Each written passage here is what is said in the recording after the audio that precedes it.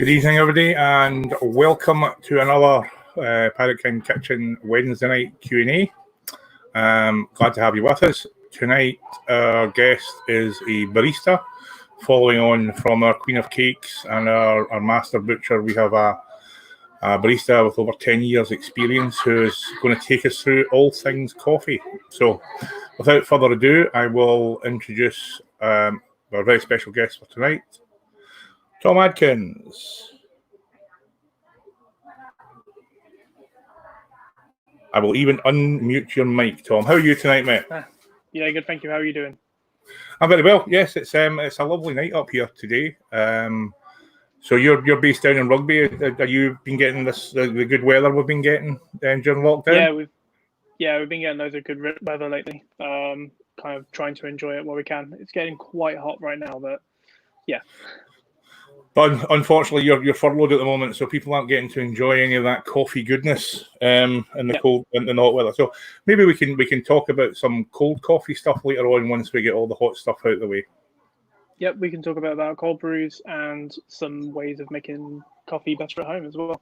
Fantastic. Look forward to that. So, do you want to give us a little bit about your background as a barista, how you get into it, where you've worked, that kind of thing? Yep. So I started in restaurants when I was around 16. It was my first job. So I've been around food for quite a while. Started working in bars and I was a barista for a while, and then decided I wanted to have a different change of pace from the nightlife scene. So started working in a little cafe, and that's where I really found my passion for coffee. I really like working with flavors, and I really like making things. So coffee just is really nice, and there was so much more about it than I first thought. So I worked in a couple of cafes, and then ended up taking over a cafe in Rugby for about 2.5 years and owned that. And then ended up moving over to Coventry. Started working in Coventry, and then I'm now working at Glory and Lil's in Parkside, where you've had Emma, who does an amazing cakes as well on here. Yeah, no, the Pirate King Kitchen and the Gloria side of Glory and Lil's go way back. So no, it's good to have you on. So our first comment from tonight is obviously Emma's other half. I would say better half, but we both know him. So evening, Mike, and thanks for joining us. So for the uninitiated, for people who don't drink coffee and maybe go into somewhere like Gloria and Lil's, there's all the different types of stuff out there that everybody's now of a certain generation is very au fait with, flat whites and lattes and cappuccinos and all that. So you want to walk us through our coffee 101, our basics of coffee, of if we go into somewhere like Gloria and Lil's, and we order a coffee, what can we expect from all those wonderful descriptions on the wall? So if you're someone if you don't know that much about coffee, the best thing you can do is talk to your barista. There's so many different types of coffee that will suit someone's need. So the type of coffee I might like might not be the coffee that you like, but as a good barista, we should be able to make a decent coffee. So if you're looking for something a little bit more milky, I would say a latte is really good. Cappuccino is a little bit more frothy. My drink that I was drinking most of all when I was in the cafe was a flat white or a cortado. They're just the ratio of coffee to milk is a lot kind of finer. I'm not a big fan of the really, really milky drinks like lattes personally. So I like a bit more balance. But then if you're not a fan of milky style drinks, then there's always Americanos, espressos, or filter coffees, which we're doing in the cafe at the moment. Which, to be honest, I've kind of moved on to filters a lot more, which is quite good for lockdown because I don't have an espresso machine at home.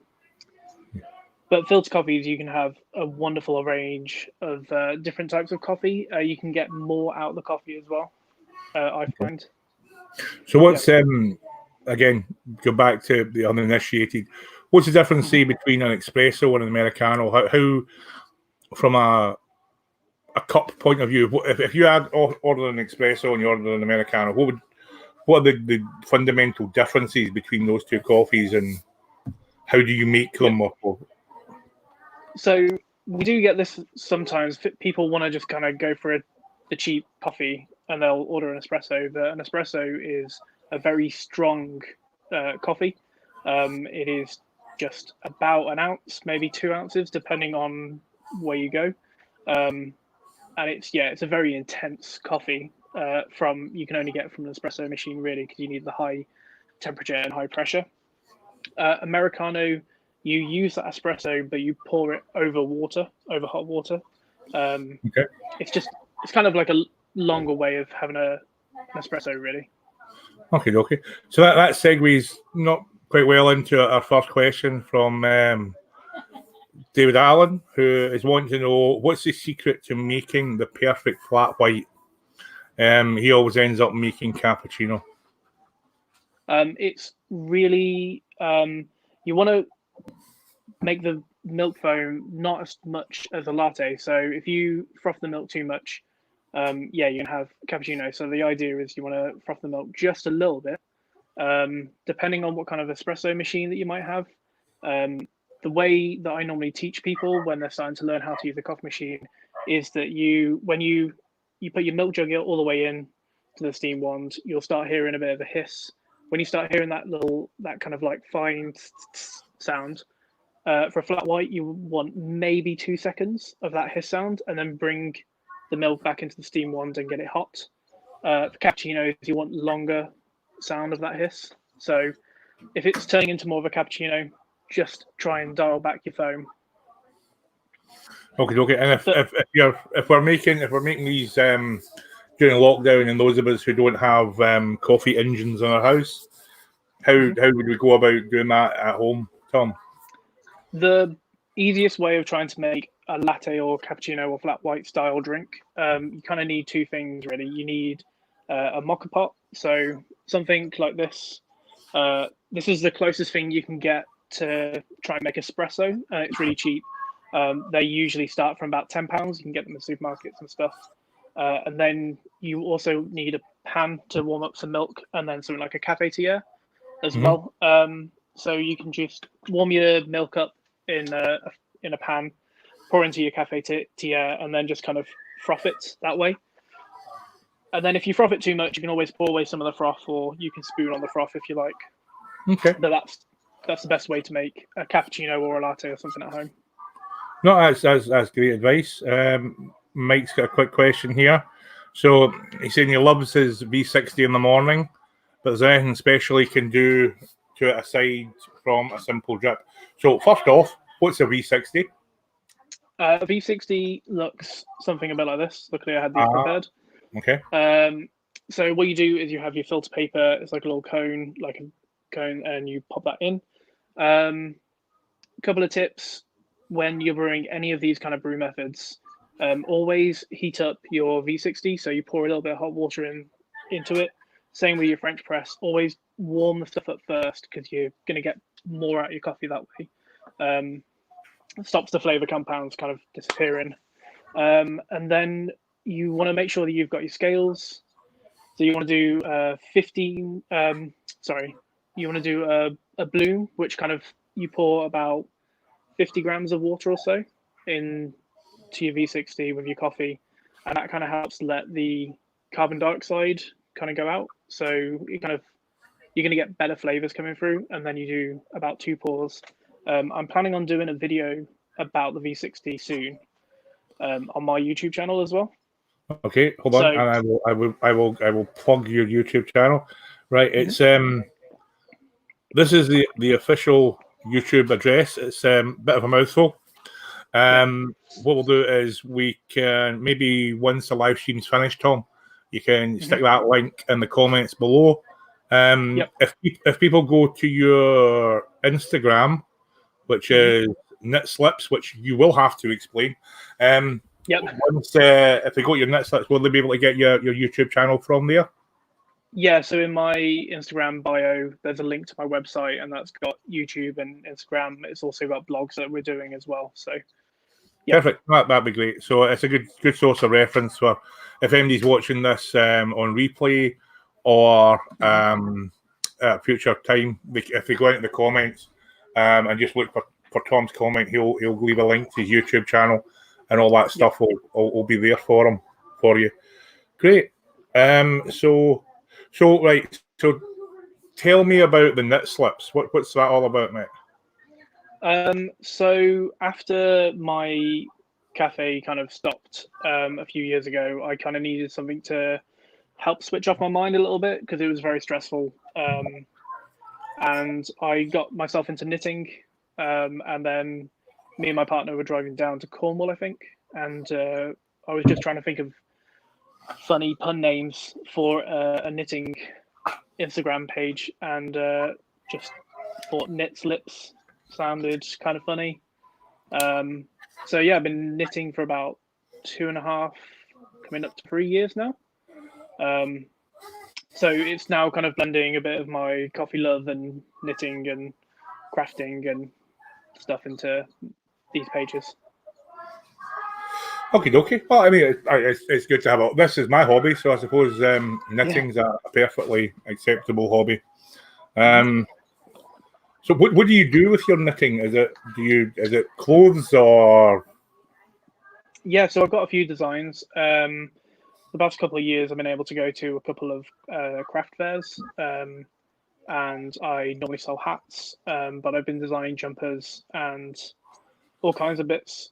Recently, because of lockdown, like many people, we watched Tiger King, and I got inspired, and I knitted a Tiger King inspired jumper. So yeah, just kind of like making something a bit creative. Okay, cool. So we got another question there from Cheney. She says she's been told never to pour freshly boiled water over coffee as it scotches the coffee. Is this true, or is that good advice? It's a kind of myth. I have heard it a lot as well, but I've recently been watching a lot of videos from a YouTuber called James Hoffman. He's a world barista. He's an amazing person, and he does lots of weird coffee science.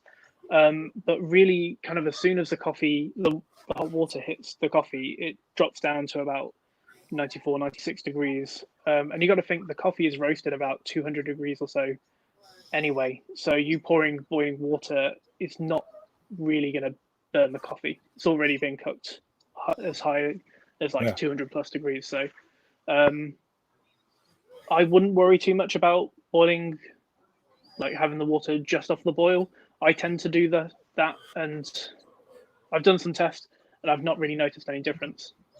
Okay, that's nice to bust some myths.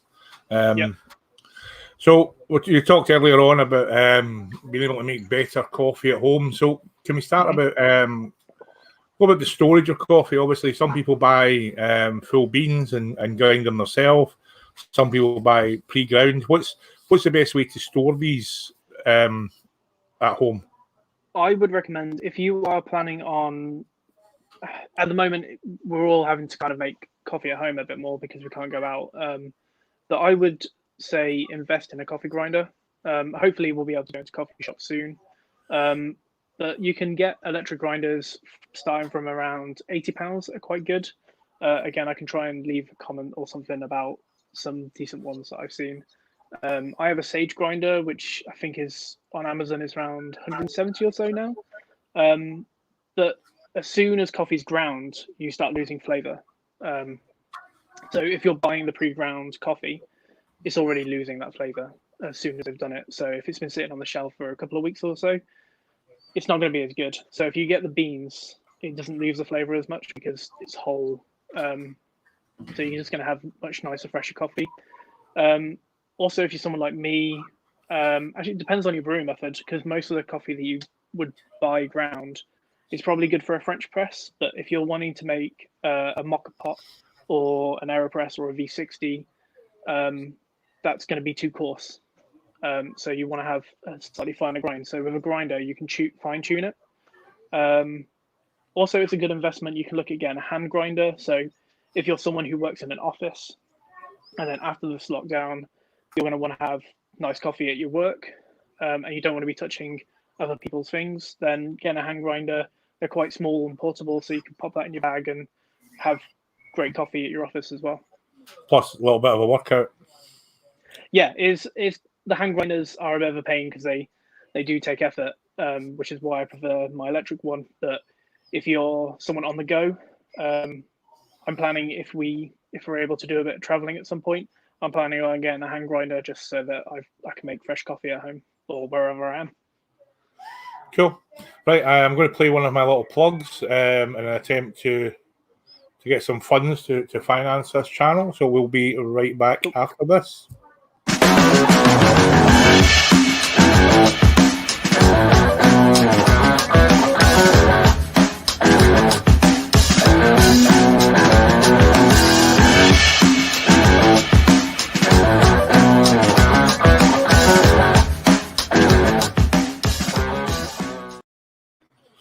And we're back. So a cheeky plug there to try and sell some of the Pirate King kitchen t-shirts. Tonight I'm wearing my Pickle Rick, so I'm not pimping the merch tonight. But so if anybody's interested in supporting the channel and buying one of our shirts, they just drop a message in the comments below, and one of our professional team will get right back to you. It'll either be me or my wife or my daughter. So okay, we have navigated the storage of our coffee and the grinding of it. What do we do next? I would say when you're buying coffee, you kind of want to buy slightly smaller batches. There's a couple of things you can freeze coffee. I personally don't really recommend freezing unless you've got a vacuum seal bag or vacuum sealer kind of thing. Just because if you put coffee in a bag in the freezer, you're more likely to get like ice crystals in, which could damage the coffee. And then if they're not thawed out properly, when you put them into your grinder, it can damage your grinder as well. So I would recommend getting small batches of coffee that you're going to get through, rather than putting it in the freezer. And then there's so many different types of brewing methods out there. My personal favorite at the moment has been the AeroPress, which is this little thing here. It's just really quick and easy to make a coffee, and it's so easy to clean as well. It just uses a little filter paper. So that's my personal favorite at the moment. Okay, so for those of us not fortunate enough to have an AeroPress and we have a cafetiere or what's our process there? So with kind of all the coffee brew methods, I would say one of the key bits of kit, other than a grinder, is a set of scales. You can use a scoop if you want, but depending on your coffee, like a darker roast coffee one scoop of dark roast coffee is going to weigh different to one scoop of lighter roast coffee because how dense it is. So I think it's more important to weigh your coffee out. I've got a few kind of calculations to make it, but once you've kind of worked out how much coffee you need to do, write it down and then just use that formula again and again. So for this is like a 2-pot mocha pot. I use about 14 grams of coffee. I go quite fine, not as fine as espresso, but almost to espresso. My AeroPress, I use about 14 to 16, depending on the coffee. And that's to about 250 water. Okay. So it's kind of working out your ratios is quite important because every brew method has kind of different ratios to your coffee. Okay, no, that's good to do. I always, but we've got a cafetiere and I tend to go by the scoop, so it's good to know that maybe the weight would make a difference. So if you want to have, if you want to have really consistent coffee, it's better to weigh it because you know you're going to have the same thing again and again. Because if you change your coffee, you kind of know where you're at as well. Okay. So Mike's back in. So we touched on earlier, say the good weather we've been having, or fortunately been having during lockdown. So what do we change when we want to make a cold coffee? So you can do like a mocha pot. You can make your mocha pot and then pour it over ice, or pour over cold milk if you like. If you kind of wanted that like iced latte kind of feel. I'm going to be starting to make some batches of cold brew coffee. With that, I'm going to be using my French press. So I'm going to make quite a strong concentrate coffee with my mocha pot. So with the mocha pot, I would take the top off. I've got to work out the recipe, but quite a lot of coffee, probably twice the amount of coffee that I would do normally. So about maybe 40 grams or so. And then I would fill it up with cold water, put some cling film on top, and then leave it overnight. And then the next morning I would filter it, and then that's kind of like a more of a concentrate. So you can add ice or add a little bit of water if you want to. It's a little bit different, but you can also add a bit of tonic and like a squeeze or a bit of zest of orange works really well with coffee as well, depending on your coffee. But if you go for a more fruity kind of coffee, like a wedge of orange works really well.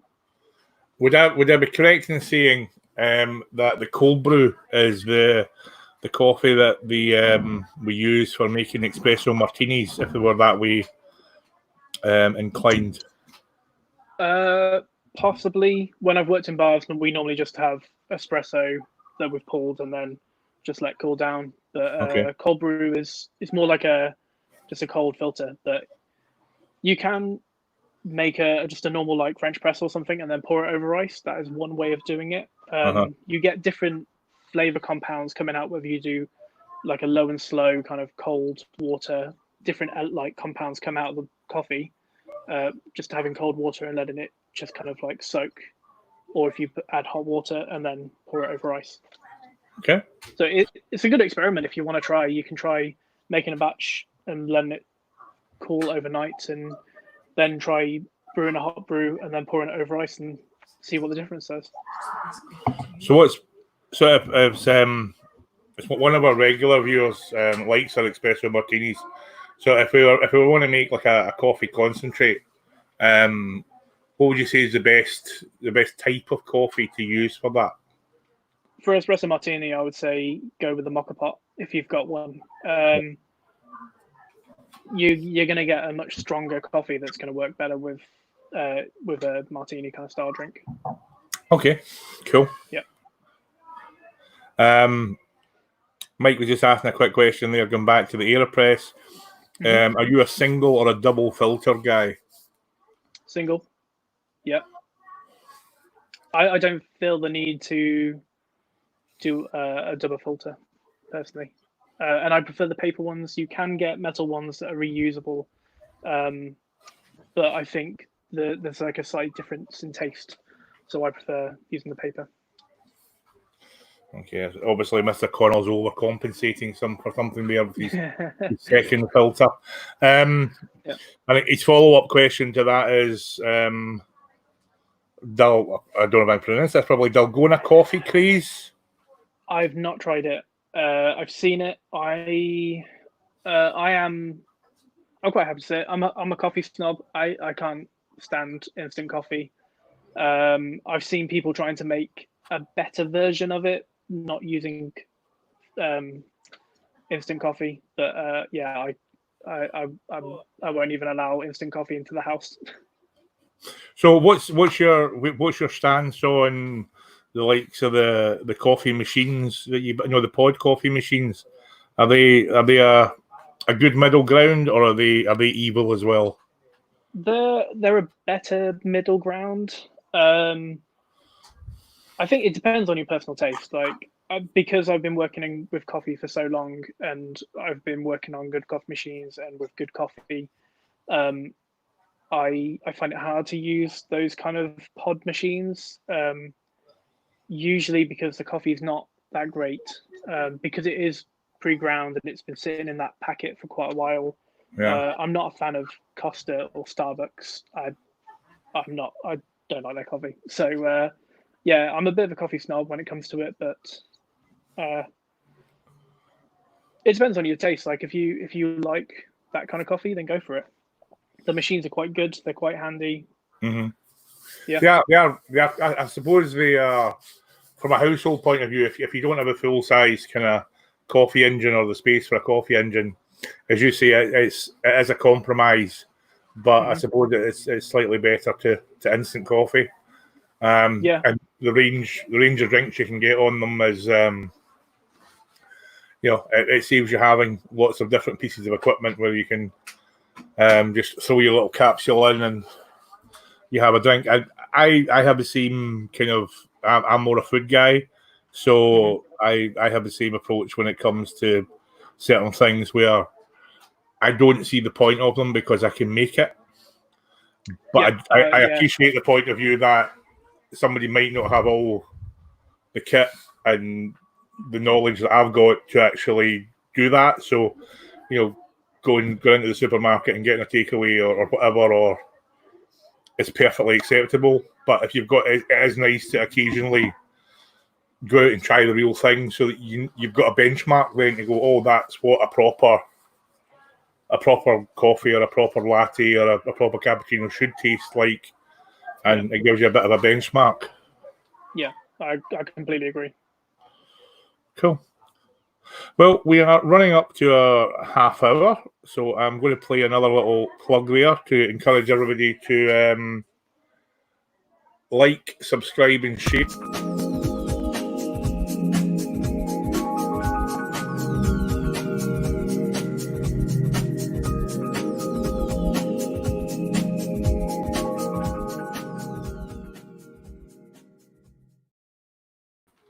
So we're back, and it's been an absolute pleasure, Tom.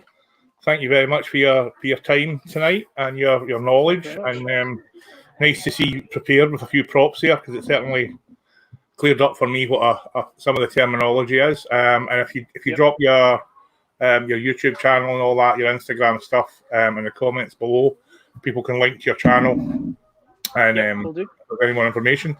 And if you're happy to get put on the Wednesday night roster, we'll get you back on in a few weeks, and see if we can drum up some more questions for you. For everybody who made comments tonight and gave us questions for Tom, thanks very much for taking part.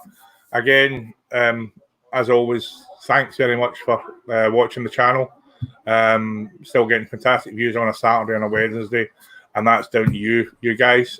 Please support the channel by sharing it, liking, subscribing, and if you want to buy this year's fashion accessory, by all means, buy a t-shirt. Any final words, Tom? Thank you very much for having me on. I look forward to coming back again sometime and talking more about coffee and everything. Look forward to it. So, thank you very much, Tom. Thank you. So I'll wind things up there.